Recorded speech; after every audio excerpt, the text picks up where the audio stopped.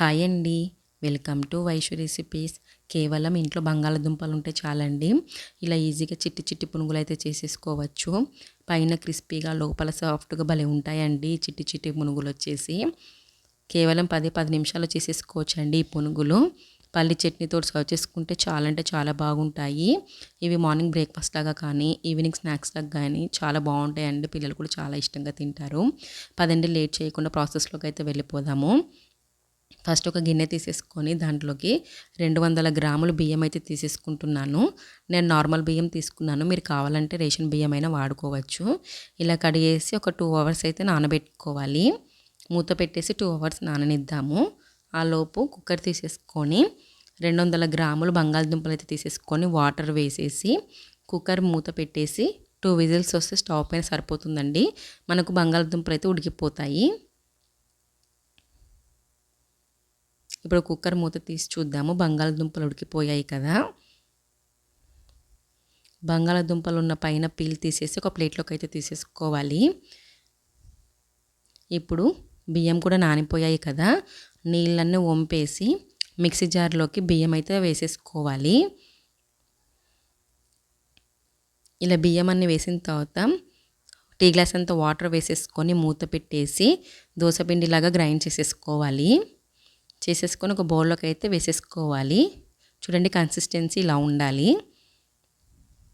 బియ్యం పిండి వేసుకున్న తర్వాత మనం పీల్ తీసిన ఆలు ఉన్నాయి కదా, అవి కూడా స్మాష్ చేసేసి మిక్సీ జార్లోకి వేసేసుకోవాలి. మూత పెట్టేసి మెత్తగా గ్రైండ్ చేసుకోవాలి. ఇలా గ్రైండ్ చేసుకున్న దాన్ని కూడా బియ్యం పిండిలో వేసేసుకోవాలి.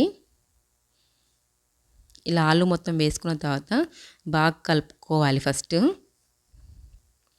ఇలా బాగా కలుపుకున్న తర్వాత 1 టేబుల్ స్పూన్ జీలకర్ర,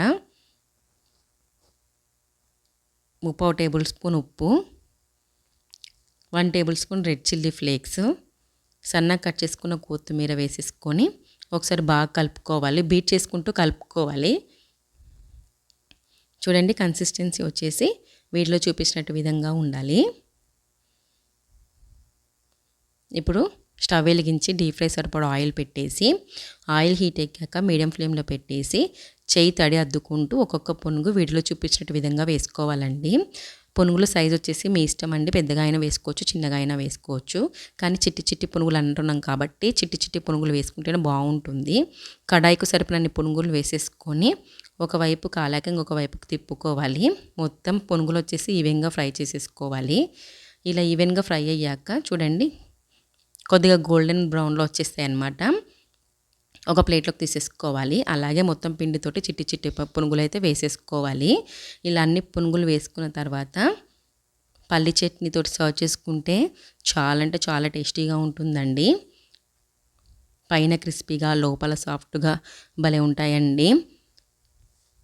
చూడండి ఒకటి తుంచి చూపిస్తాను. చూడండి చాలా బాగుంటాయి పునుగులు.